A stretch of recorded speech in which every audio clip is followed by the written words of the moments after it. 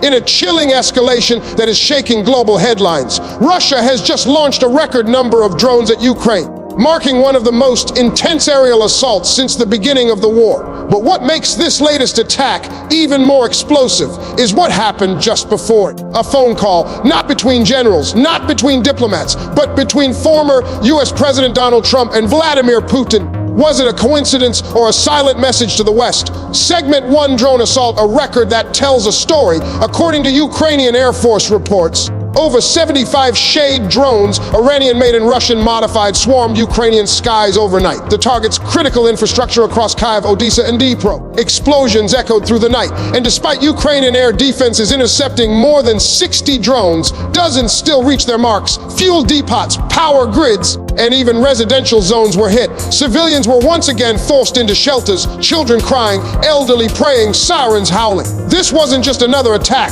this was a statement. Segment 2, the Trump-Putin call. What we know, just hours before the drone onslaught, sources close to the Trump campaign confirmed a private phone call took place between Donald Trump and Russian President Vladimir Putin.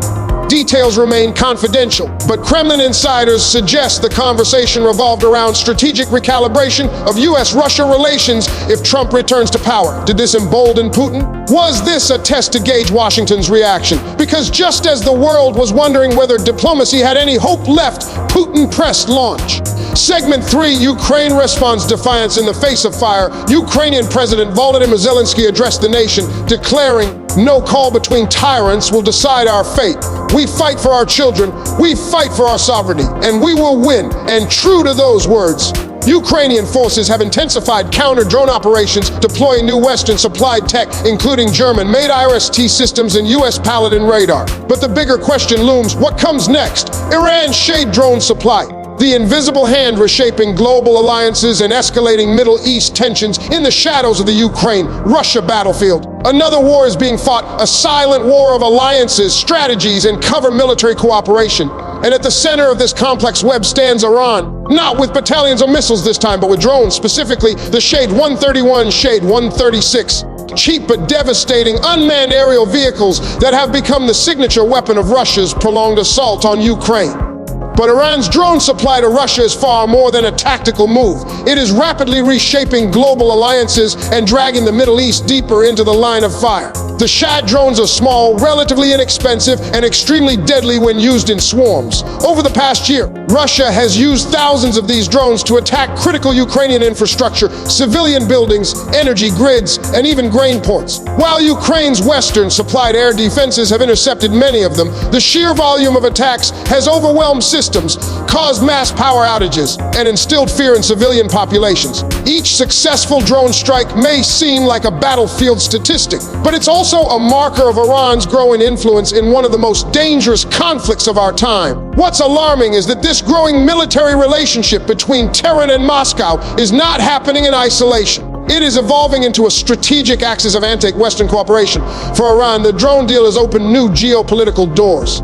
In exchange for supplying Russia with thousands of Shade drones and helping Moscow establish domestic production lines, Tehran has gained access to Russian military expertise, satellite technology, and economic lifelines in the face of US sanctions. This partnership is no longer just about war logistics, it's about power positioning. This new partnership is sending shockwaves across the Middle East, especially in Israel. Israeli officials have repeatedly warned the West about Iran's ambitions to project power beyond its borders through proxy conflicts and military technology exports. The fact that Iranian drones are now wreaking havoc in Europe through Russian hands has put Israel on high alert. Iran's military-industrial complex is expanding rapidly, and every Shade drone that launches in Ukraine is proof of how far Tehran's reach has grown. Israel's concern is rooted in a long history of shadow wars with Iran.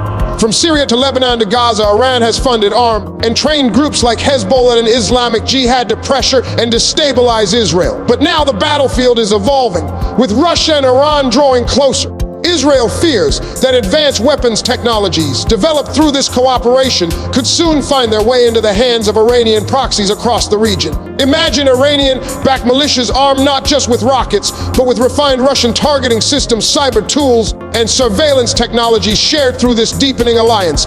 Even more troubling is the diplomatic cover Iran is beginning to receive. As Tehran strengthens ties with Moscow and increasingly Beijing, its global isolation is eroding. China recently helped broker a peace agreement between Iran and Saudi Arabia, surprising many and signaling that a new Eastern bloc of influence may be forming, one that challenges U.S. dominance in international affairs. This bloc, comprised of Russia, Iran, and China, is not only counterbalancing the West, it's coordinating responses, exchanging technologies, and building parallel financial systems to undermine Western sanctions and pressure. Iran's strategy is not new.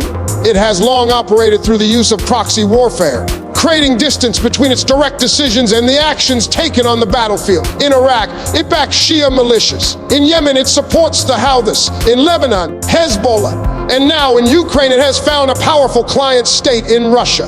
The difference now is that Iran's influence is no longer limited to regional conflicts. The drone war in Ukraine is the first time Iran's tools are being used at such a vast scale in Europe, fundamentally expanding the geography of Tehran's reach and altering the perception of its threat level globally. Furthermore, this trend has implications far beyond Israel and Ukraine. NATO members are increasingly concerned about the precedent this sets. If Iranian drones are effective in one war zone, what stops Tehran from exporting them to other conflict zones that align with its ideological interests? Already, U.S. officials have raised alarms over Iran testing long-range drones capable of reaching Israel, Saudi Arabia, and possibly even southern Europe. The drone diplomacy game has started, and Iran is playing it better than most predicted. In conclusion, Iran's supply of Shia drones to Russia has transcended the battlefield. It is altering the dynamics of war, diplomacy, and regional power. The Middle East is once again becoming the staging ground for greater global conflict, not just through ideology or oil, but through the cold, calculated spread of unmanned warfare. As Russia launches waves of Iranian-made drones against Ukraine, the West must now consider a chilling possibility. The Ukraine war may be the proving ground for weapons that will soon be used across the Middle East and perhaps even beyond. The invisible hand of Iran is no longer invisible. It's shaping the next phase of modern warfare. One drone at a time. How a second Trump presidency could reshape U.S. foreign policy, NATO, Ukraine, and a new global order as global tensions escalate. The possibility of Donald Trump returning to the White House in 2025 is causing ripples across international alliances, particularly in Europe. His past positions on NATO, Ukraine funding, and his often controversial rapport with Vladimir Putin offer a revealing lens into how U.S. foreign policy might drastically shift under a second Trump administration.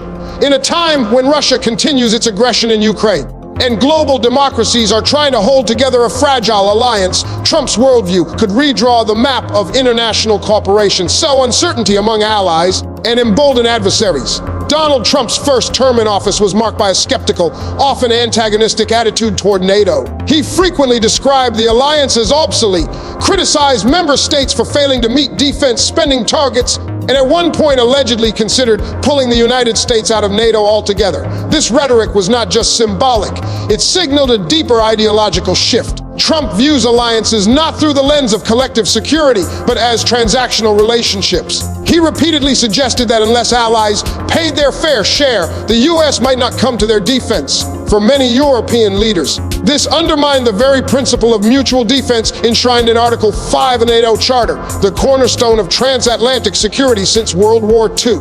Under a second Trump presidency, such rhetoric could evolve into concrete policy, with war raging on NATO's doorstep in Ukraine. Any perceived weakening of the alliance could have immediate consequences. It could encourage Russia to test the limits of Western unity further. Trump's disdain for multilateral institutions and preference for bilateral deals might push European nations to seek alternative security arrangements or deepen intra-European defense cooperation, potentially sidelining the U.S. from key strategic decisions. The idea of America first could return not just as a slogan, but as a defining principle of disengagement. Trump's views on Ukraine have also been markedly different from the bipartisan consensus in Washington. While President Biden and many Republicans have championed military and financial aid to Ukraine as essential for defending democracy and containing Russian aggression, Trump has often portrayed the conflict as a European problem. He has claimed without evidence that the war would have never started if he were president.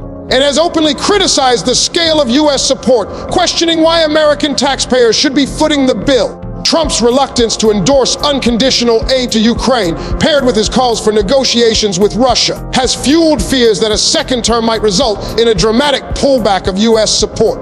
If Trump returns to power, funding for Ukraine could become a political casualty. He may use foreign aid as a bargaining chip or cut it entirely in favor of domestic spending priorities. This could leave Ukraine vulnerable, forcing European nations to fill the void, both financially and militarily. Already, some European leaders are making contingency plans. The European Union has discussed the creation of a Ukraine defense fund independent of U.S. influence, and countries like Germany and France are increasing their own military spending in anticipation of a shift in American leadership. The underlying message is clear. Europe is preparing for the possibility of a post-American security landscape. Perhaps the most controversial aspect of Trump's foreign policy is his relationship with Vladimir Putin. During his presidency, Trump repeatedly avoided directly criticizing the Russian leader, praised his strength, and even sided with Putin over U.S. intelligence agencies during the infamous 2018 Helsinki summit, while Trump's supporters argue that his unorthodox diplomacy kept global tensions in check. Critics say it signaled weakness and invited aggression. Putin's calculated moves in Ukraine, Georgia, and Syria occurred under the watch of a global community unsure of where the U.S. truly stood. A second Trump presidency may embolden Putin further. If Trump signals a reduced commitment to NATO or withdraws support for Ukraine, it could be interpreted by the Kremlin as a green light to push deeper into Eastern Europe or solidify gains in Ukraine. This would not only destabilize the region, but could also trigger a crisis of confidence in Western democratic resilience. Russia's strategy has long depended on exploiting divisions in the West. A Trump administration perceived as sympathetic to authoritarian leaders, could open new avenues for Moscow to challenge the post-World War II order. European leaders are watching these developments with growing anxiety. French President Emmanuel Macron has publicly warned of a weakening transatlantic bond and has advocated for strategic autonomy in European defense. German Chancellor Olaf Scholz has called for a Zeitenwende, a turning point in German foreign policy. It includes unprecedented defense investments. Even traditionally neutral countries like Sweden and Finland have sought NATO membership in response to Russian aggression and American unpredictability. The unspoken urgency behind these moves is the looming possibility of a less reliable United States. In the end, a second Trump presidency would not merely shift U.S. foreign policy, it could fundamentally alter the architecture of global power. The Western alliance system, built over decades of cooperation, trust, and mutual defense, is now facing internal strain. The stakes are immense, with war in Europe, rising authoritarianism, and a rapidly evolving geopolitical landscape. The next U.S. administration will not only shape the future of Ukraine, it will shape the future of global democracy. This drone assault is more than a battlefield tactic. It is a geopolitical signal layered with intimidation, alliances, and uncertainty. The Trump-Putin call may or may not have sparked the timing, but the aftermath tells us one thing clearly: Russia is ready to test the West again. The world now stands at a critical juncture. Will NATO recalibrate its role? Will the U.S. election season change the fate of Ukraine? And will regional players like Iran continue to fan the flames? The skies over Ukraine were filled with drones last night. But it's the future of global order that hangs in the balance today.